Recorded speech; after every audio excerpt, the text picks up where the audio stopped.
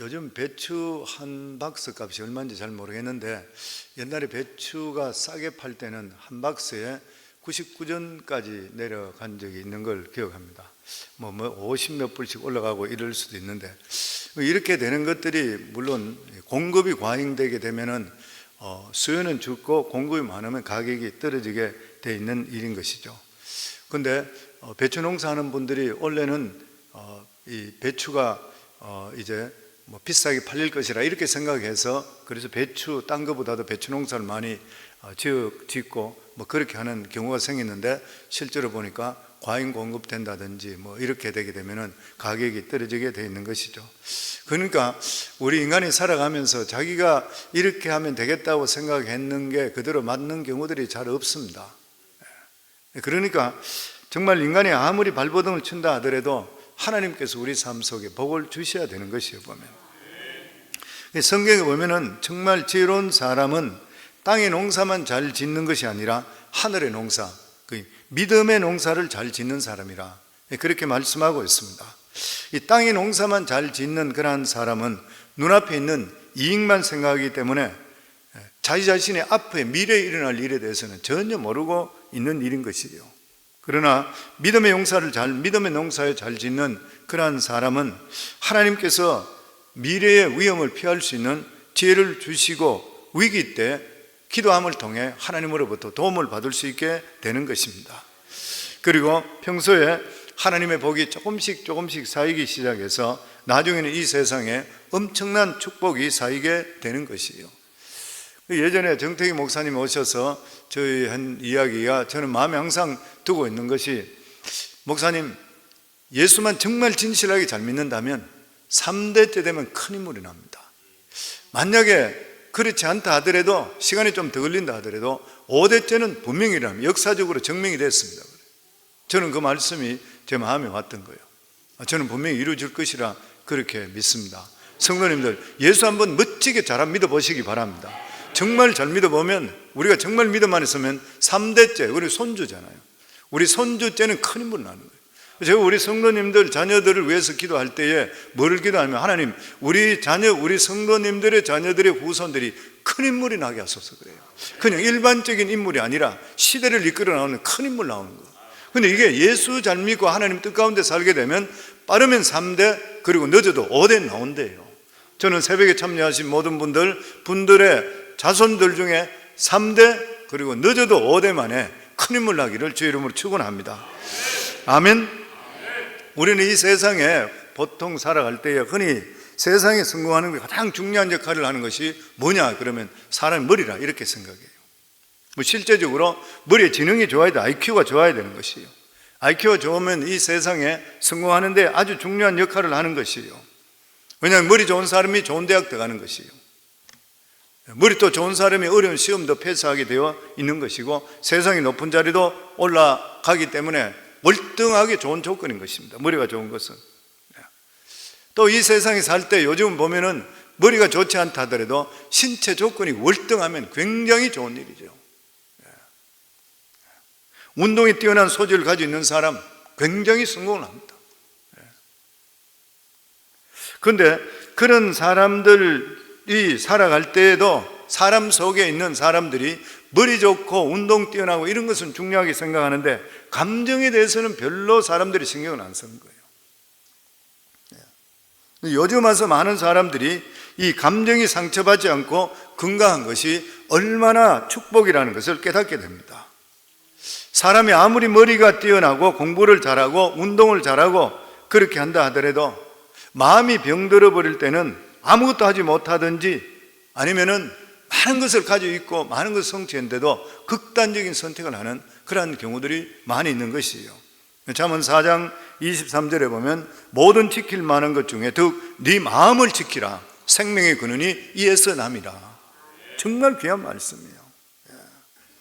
이 사람의 행복은 머리나 신체로 느끼지 않고 자기 감정으로 느끼기 때문에, 감정으로. 근데 사람 마음속에 분노가 오래 품고 있게 되면 감정이 상하게 되는 거예요. 감정이 상하게 될 때는 환경이 아무리 좋았다 하더라도 행복을 절대 못 느낍니다. 살아가면서 이것을 견디지 못하게 되면 사람들이 죽음도 택하게 되고 불안에 살고 그렇게 하는 것이요. 오늘 17절 말씀부터 같이 읽도록 하겠습니다.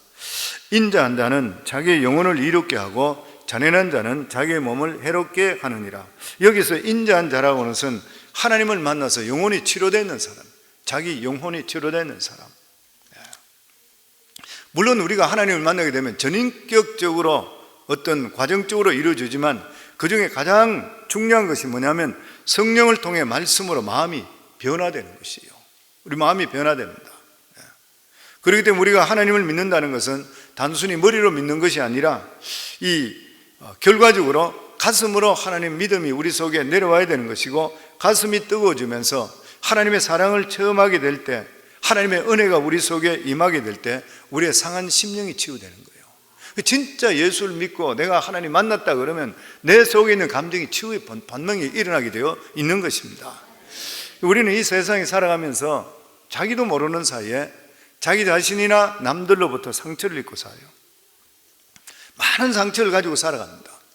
가정에서는 아버지나 어머니한테서, 부부간에도 마찬가지로. 그런데 이러한 상처들이 보통 때는 잠복되어 있는 거예요.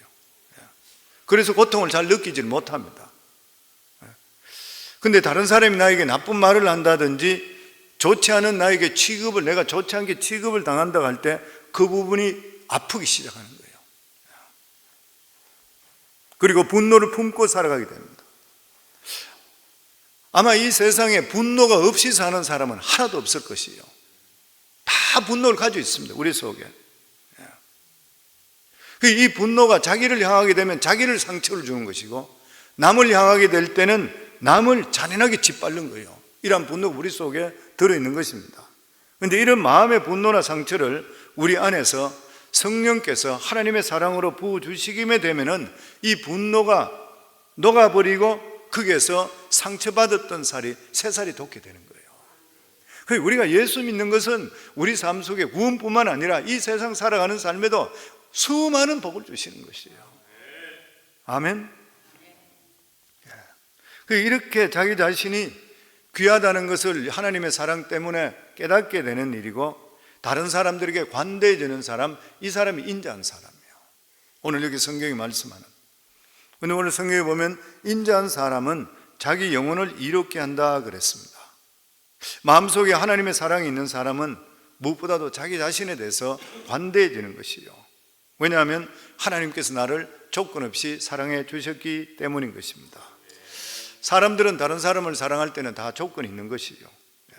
그러나 하나님은 우리를 있는 그대로 받아주시고 사랑해 주시는 것입니다. 이제 우리가 할 일은 하나님의 사랑을 믿고 하나님을 의지하고 살아가는 것이요. 우리가 하나님의 사랑을 처음 했는 사람은 마음속에 기쁨이 있습니다. 우리가 기쁨이 있다는 것은 이 세상 살아가는 엄청난 에너지를 갖게 되는 것이에요.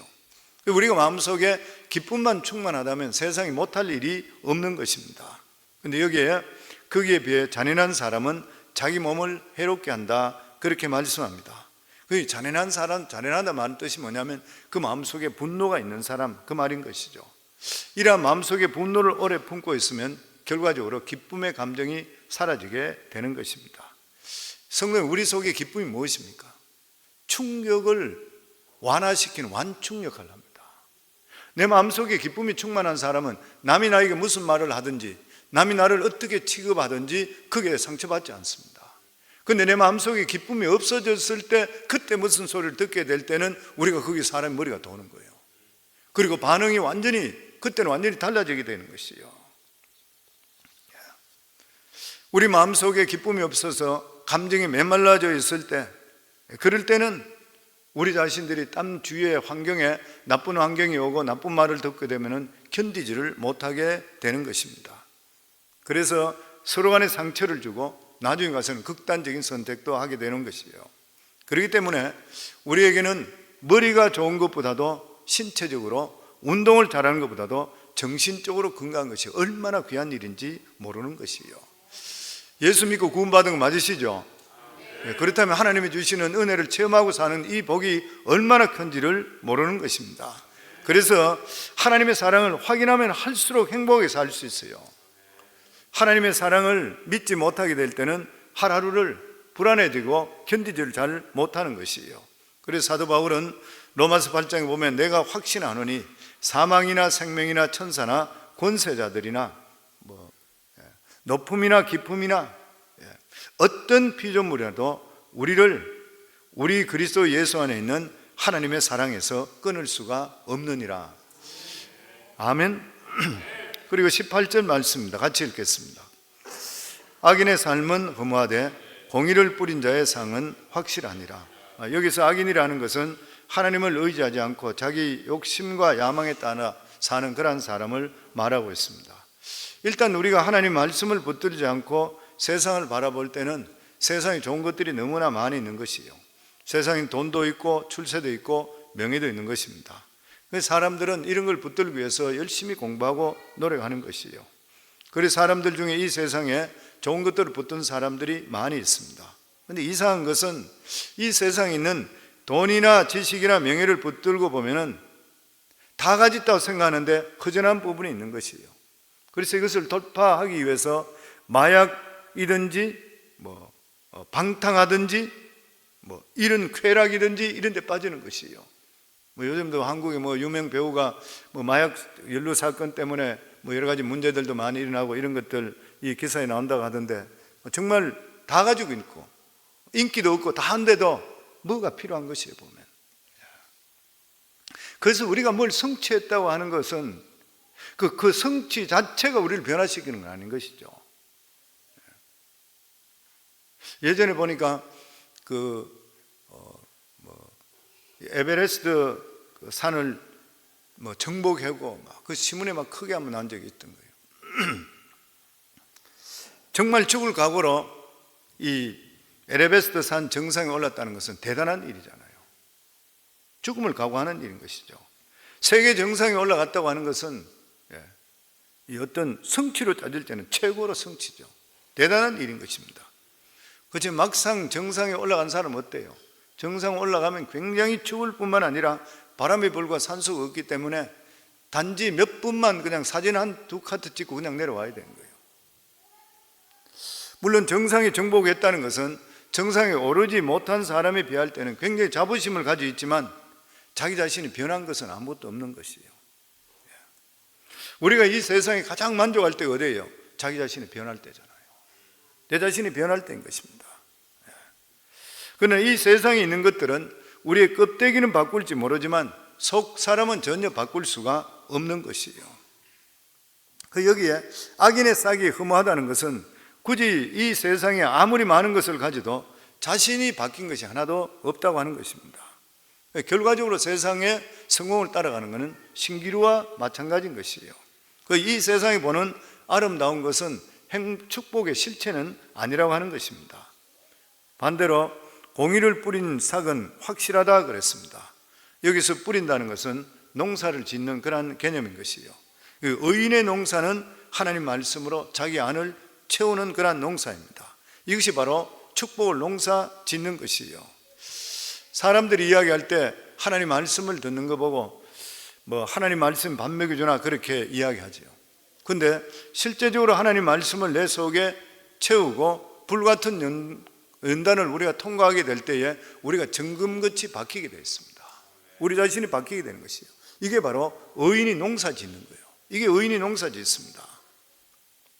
그리고 그동안 하나님을 모르는 악인들이 세상에 좋은 것을 다 찾아있는 것 같지만 하나님께서는 더 좋은 것, 더 귀한 것들로 우리에게 예비해 놓은 것을 알게 되는 것이에요. 성도님, 세상 사람들이 성공하고 나면 우리가 가질 거 없는 것 같지만 절대로 그렇지 않습니다. 하나님은 우리 것을 항상 예비해 놓으시는 거예요. 우리 예수 믿는 사람은 경쟁이나 이런 거 직장에서나 사업할 때도 할 필요 없어요. 조급할 필요가 하나도 없습니다. 하나님께서 지혜를 주시고 길을 하나님께서 때를 따라 열어주시고 우리 것은 항상 예비해 놓으시는 거예요. 저는 사업하면서 너무 많이 겪었습니다. 사업하면서 이런 일들을 진짜 많이 겪었어요. 하나님 나오는 이 말씀, 어떤 경쟁, 어떤 사업에 경쟁되는 일, 어떤 투자 관계 이런 것도 있다 하더라도 저걸 뺏기게 되면 나는 손해보는구나 생각하는데 실제적으로 기도하는 가운데서 내 자신의 가이드라인을 정하고 하나님 뜻 가운데 이래 하겠습니다, 저래 아니면 안 하겠습니다 했을 때 내 물건이 되지 않는 것들은 가더라도 될 수 있는 것들은 다 딴 데 이미 팔리고 딴 사람 다 가져가더라도 더 좋은 것들이 보면 나중에 항상 예비되어 있어요. 그러니까 항상 우리 것은 더 좋은 것으로 예비된 걸 믿으시기를 주의 이름으로 축원합니다. 그게 너무 애타할 필요 없어요. 조급할 필요가 하나도 없어요, 우리 믿는 자들에게는. 그리고 19절입니다. 같이 읽겠습니다. 공의를 굳게 지키는 자는 생명에 이르고 악을 따르는 자는 사망에 이르느니라. 성도님, 이 잠언은 솔로몬이 적었던 책이 3권 있죠. 성경 66권 중에서 가장 젊을 때 열정적으로 적었던 게 아가서잖아요. 그리고 2권, 나머지 남은 권이 바로 이 잠언과 전도서입니다. 이 잠언과 전도서 이 2권은 이 솔로몬이 노년에 들어가지고 인생 다 살아보고 나서 자기 자신을 돌아보며 후회하며 적었던 책이에요, 이 책들은. 그리고 전도서는 우회적인 표현들이 굉장히 많이 있습니다. 뜻이 이해 잘 못할 때가 너무나 많이 있어요. 네가 이래 한번 살아봐라, 결과적으로 이래 될 것이다, 뭐 이런 식으로 스타일이에요. 잠언은 직설적입니다. 그냥 그대로 아주 심플한 말씀들. 그렇기 때문에 잠언은 한 구절 한 구절이 떨어져 있어요. 보면 한 구절 한 구절 자기 인생을 살면서 돌아보니까 확실하더라, 그래서 적어놨는 것이고요. 그래서 이 잠언 구절 한 구절 한 구절을 우리 마음속에 새기게 될 때는 우리 인생이 바뀌게 되어 있습니다. 너무나도 귀한 말씀들이 적혀 있지요. 오늘 19절에 보면 공의를 굳게 지키는 자는 생명에 이르고 악을 따르는 자는 사망에 이르느니라. 여기 공의를 지킨다는 것은 믿음의 길을 굳세게 가는 것이에요. 세상에 보면 세상에 좋은 것들이 너무 많아 우리 마음이 흔들릴 때가 많이 있습니다. 그래서 우리가 공의를 굳게 지키려면 우리 힘으로 되지 않을 때가 참으로 많이 있습니다. 그래서 우리에게 중요한 것이 뭐냐면 하나님의 말씀을 체험하셔야 돼요. 말씀을 체험하셔야 됩니다. 이것을 알게 되면 하나님 말씀의 맛이 세상 맛보다도 더 달고 맛이 있어야지 믿음의 길을 가게 되어 있는 것이에요. 사도 바울은 이 말씀이 얼마나 좋았던지 간에 송이꿀보다도 더 달다 그랬어요. 송이꿀보다 더 달다는 것이에요. 그래서 우리가 믿음의 길을 가려고 하면은 결과적으로 하나님께서 우리 길을 이끌어 주셔야 되고 세상 가는 길을 막아 주셔야 됩니다. 그렇지 않고 순수하게 자기 의지로 믿음의 길을 갈 수 있는 사람은 아마 한 사람도 없을 것이에요. 하나님의 말씀을 맛보게 될 때는 우리는 딴 길을 못 갑니다. 예전에 제가 하나님께서 목회자로 부름받게 됐을 때에 내양을 쳐라 내양을 쳐라 기도원에서 그 말씀을 듣고 그리고 내려오고 나서 하나님께 새벽마다 깨우시면서 하나님 말씀을 주시고 깨우쳐 주시는 거예요. 근데 그때부터 저는 사업하는 것이 너무 좋았습니다. 그전에는 저는 회계사였기 때문에 숫자 계산하는 것이 내 체질에 맞아요. 수학을 또 좋아했었고 숫자 계산이 너무 좋기 때문에 저는 항상 세금 보고가 끝날 쯤에 세금 보고 하면서 어려운 세금 보고 굉장히 복잡한 세금 보고 있잖아요. 이런 것들 몇 시간씩 아니면 정말 하루 이틀씩 걸리는 세금 보고도 있어요. 근데 그렇게 하고 나면 끝나고 나면 성취감이 있어요. 너무 좋은 거예요. 저는 온몸에 땀을 흘리면서까지도 저는 이게 내가 천직이다 이렇게 생각했어요. 그런데 하나님께 부르심을 받고 나서부터 제가 사무실에 앉아 있을 때에 옛날에 그 재미가 하나도 없어요. 내가 왜 앉아 있는지 모르는 것이에요. 교회 와서 청소하고 잔디에 잡풀 뽑고 그리고 화단에 물 주고 와서 기도하는 게 그게 최고 기쁨입니다. 그래서 제가 그걸 보면서 느끼는 게 뭐냐면은 결과적으로 하나님의 길을 가는 일에 대해서는 하나님께서 갈 수 있도록 만들어줘야 되는 것이지 내 의지로 되는 일이 결대로 아니라는 것이에요. 그리고 우리 믿음의 길을 가는 것도 마찬가지입니다. 하나님께서 우리 영혼을 축복해 주시고 우리를 강건하게 만들어 주셔야지 우리가 생명이 넘치는 삶을 살아갈 수 있게 되는 것이에요. 그렇게 하기 위해서는 우리 삶이 어떻게 해야 되는 거예요? 어쨌든 간에 내가 예배 중심적으로 믿음 중심적으로 살아갈 수 있도록 노력하게 될 때 하나님이 더 크신 은혜가 우리 속에 임하게 되어 있는 것이에요. 그리고 20절 말씀입니다. 같이 읽겠습니다.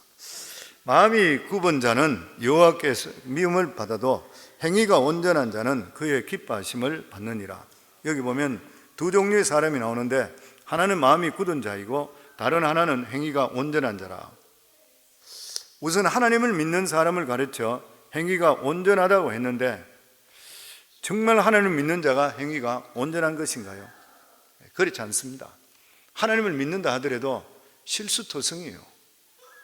허물투성인 것입니다. 세상 사람들이 볼 때에 아마 어떻게 저렇게 하나님 믿는다 하는데 복을 받을 수 있을 것인가 이렇게 생각할 정도로 부족한 점이 많이 있습니다. 그런데도 중요한 것이 뭐예요? 우리는 하나님의 사랑을 믿는 것입니다. 그러니까 하나님의 사랑이 우리 부족한 것을 다 채워서 온전하게 만들어줍니다. 하나님 앞에 온전한 자는 이 세상에 아무도 없습니다. 하나님밖에 없는 것이에요.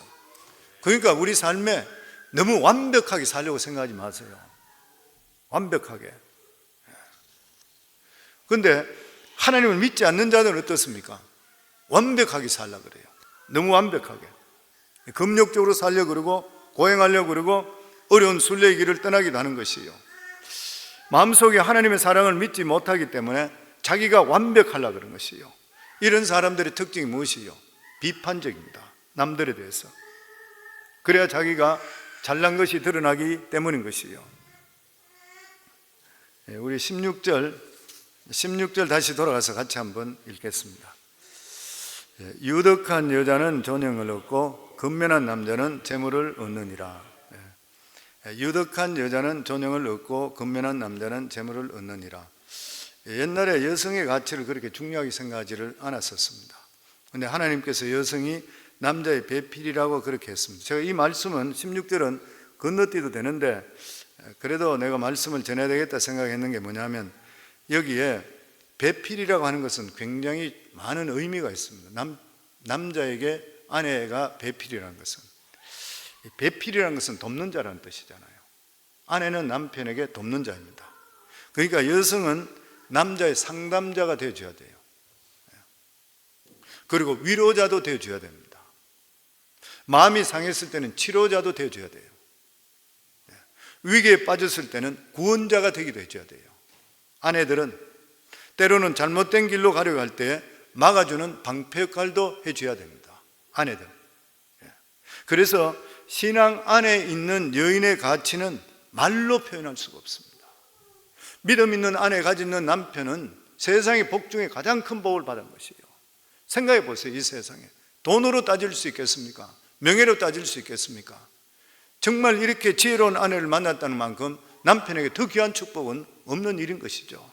그래서 여기 보면 유덕한 여자는 존영을 얻고 존영을 얻는데요. 그렇기 때문에 남편들은 아내를 이렇게 보배같이 보석같이 취급하고 사랑해 줘야 돼요. 그럼 빛을 내기 시작합니다. 아내들이.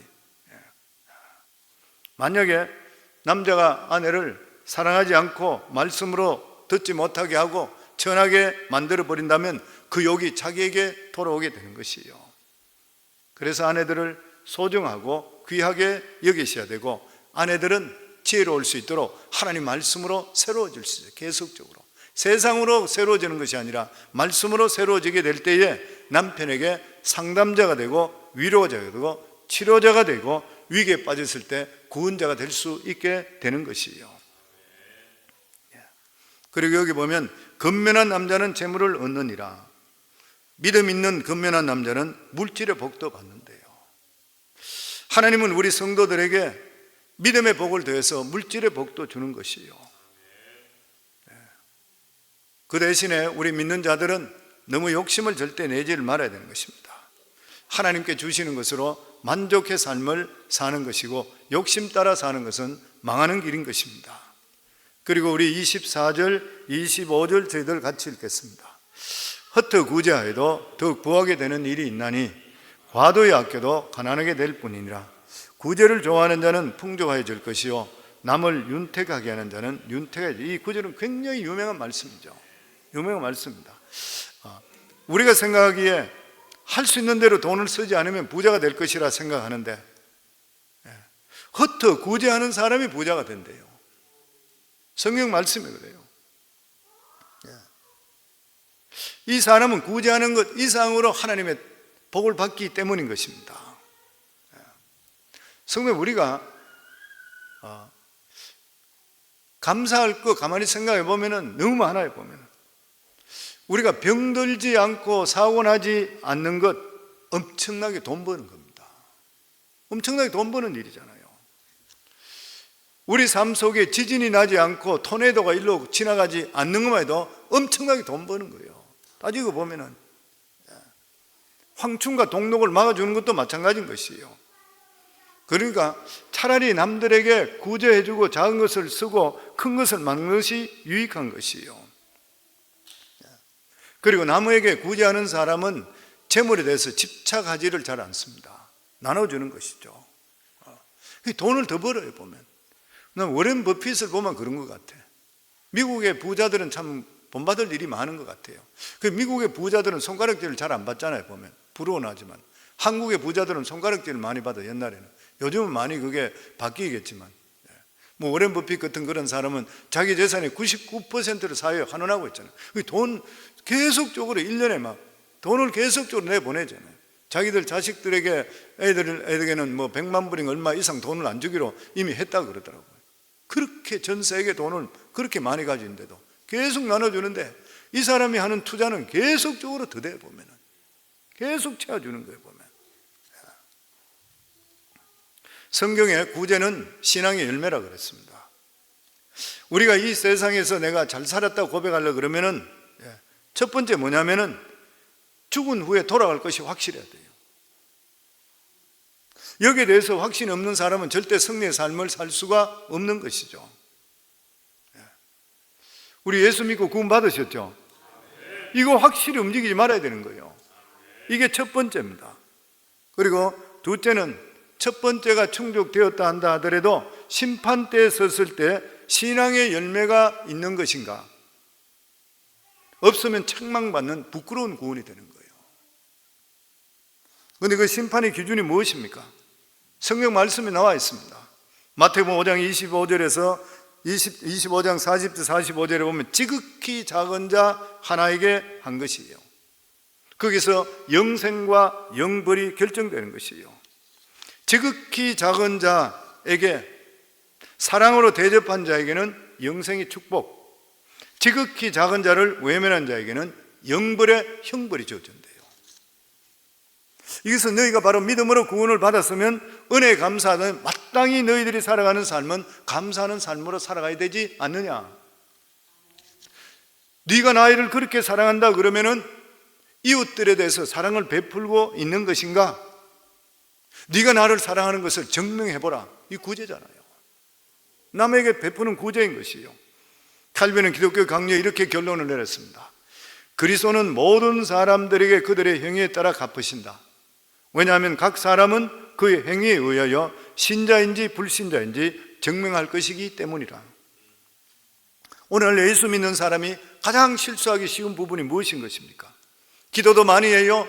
예배도 열심히 참석해요. 그런데 그것이 전부인 줄 알아요. 말씀과 성령으로 살려고 해서요. 귀한 일이죠. 그런데 성경에 보면 그게 전부가 아니라는 것이요. 신앙의 열매가 있어야 됩니다. 그것이 뭐로 나타나야 되냐? 주위 사람, 어려운 사람에게 우리가 구제하는 것이요. 구제입니다. 어떤 분은 하나님 관계는 좋은데 나눠주는 관계에서는 전혀 그렇게 생각하지 않는 분들이 있어요. 목사님 중에서도 구제를 별로 중요하게 생각하지 않는 분도 있어요. 어떤 분은 구제는 선교가 아니라 이렇게 말하는 분도 들은 적이 있어요. 그러나 성도님들, 구제와 선교는 병행하게 되어 있습니다. 뗄래야 뗄 수가 없는 것이요. 선교를 위해서 구제는 필수예요. 그래서 제가 우리 교회가 기아 대책하고 관계를 맺는 이유가 우리의 마음 비전이 똑같은 것이에요. 그게 보면은 전 지금도 기억하고 있는 것이 예전에 오래전 이야기입니다. 벌써 한 30년 전에 세계 선교 대회 할 때 시카고에 있었던 제2회 선교 대회로 기억하고 있는데 그때 갔을 때에 지금은 소천에 있는 월드비전 회장을 했던 이윤구 박사, 그때 나이가 상당히 많으신 분이에요. 70 중반인가 이래 됐던 그런 분인 것이에요. 근데 이분이 와서 그렇게 강대상에 올라서서 3,000명이 넘는 사람, 선교사들 800명 이렇게 있는 사람들에게 거기서 그리 이야기해요. 구제가 선교가 아니라고요. 그게 첫 번째 뱉는 말이에요. 구제가 선교가 아니라고요? 그 말 뱉는 거예요. 그러면 자기가 예를 들면 이야기하는 것이 버마시에서, 버마의 시골 한 마을에서 거기 가니까 꽃갱이를 있는데 나무 꽃갱이를 사용하대. 그 나무 꽃갱이 계속 부러지는 거예요. 농사를 옳게 지을 수 없는 것이에요. 가서 그걸 보고 나서 한국에 연락해서 꽃갱이 10,000개를 비행기로 공수해 왔대요. 그래서 그 동네 사람들은 다 나눠줬답니다. 쇠로 되는 꽃갱이를 지금 처음 보는 이 사람들. 근데 그 사람들이 그걸 보고 나서 그 전체 마을, 상당히 큰 동네래요. 그 마을 모든 사람들이 다 모이는데 촌장이 거기서 당신들이 누구십니까? 우리 예수 믿는 사람이에요. 그러니까 전체 있는 사람 보고 우리 오늘부터 이제부터 예수 믿습니다. 그러더래요.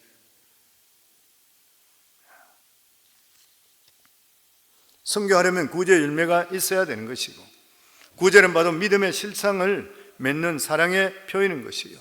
야고보서 2장 14절부터 보면 내 형제들아 만일 사람이 믿음이 있노라 하고 행함이 없으면 무슨 유익이 있으리요?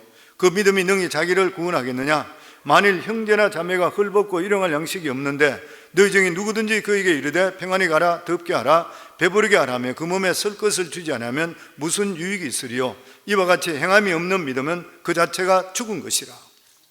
행함이 없는 믿음 자체가 죽은 것이래. 잠언 19장 17절에 보면 가난한 자를 불쌍히 여기는 자는 여호와께 꾸이는 것이니 그 선행을 갚아 주시리라. 구제는 하나님께 구워 주시는 거예요. 하나님께서 어떻게 빛을 지고 계시겠어요? 당연히 하나님께서 기억하시고 보상하시는 것이요. 성경에 보면 구제 때문에 구원받은 사람들이 있습니다. 우리가 잘 알고 있는 고넬료라는 백부장이죠. 가이사랴에게 주둔하고 있던 이달리아 백부장입니다. 이 사람은 신앙이 좋았던 사람인 것이요. 이방인인데도 하나님을 믿고 간절히 기도하고 구제를 많이 했다 그랬습니다. 그는 오후 3시경에 시간을 정해놓고 기도하고 있을 때 천사가 나타나서 그런 말을 했습니다. 고넬료야, 네가 경건하고 온 집으로 더불어 하나님을 경외하고 백성을 많이 구제하고 항상 기도한 것을 하나님께서 기억하였느니라. 바로 사람을 요바에 보내서 베드로를 청하라. 그러면 그가 구원의 길을 이끌어 주시리라. 구제를 많이 했대. 요바에 다비다 번역하면 도로가라는 여인 있었는데 선행과 구제를 많이 했대. 착한 일을 많이 했을 뿐만 아니라 구제를 많이 했던 사람이에요. 다비다가 병들어서 죽었습니다. 사람들이 다비다를 씻어서 옷을 깨끗이 비놓고 나서 그리고 베드로를 청했던 것이에요. 베드로가 와서 이 다비다를 두고 있을 때 주위 사람들이 와서 이 사람이 구제를 많이 하고 우리 가난한 사람들 너무나 많이 도왔다 그랬어요. 베드로가 하나님께 기도했을 때 하나님께서 이 다비다를 다시 살려줬어요. 돌아가야 일어나라 했을 때 손을 내미니까 죽었던 사람이 살아나게 되는 거예요. 구제는 이러한 역사가 임하는 것입니다. 저는 이 미국이 전 세계의 가장 강대국이 되는 이유가 있다 생각해요. 이 나라가. 왜 그러냐면 미국만큼 전 세계에 많은 선교사를 내보낸 나라가 없습니다. 미국만큼 전 세계에 구제 준 나라가 없습니다. 베풀어서 계속적으로. 생각해 보세요.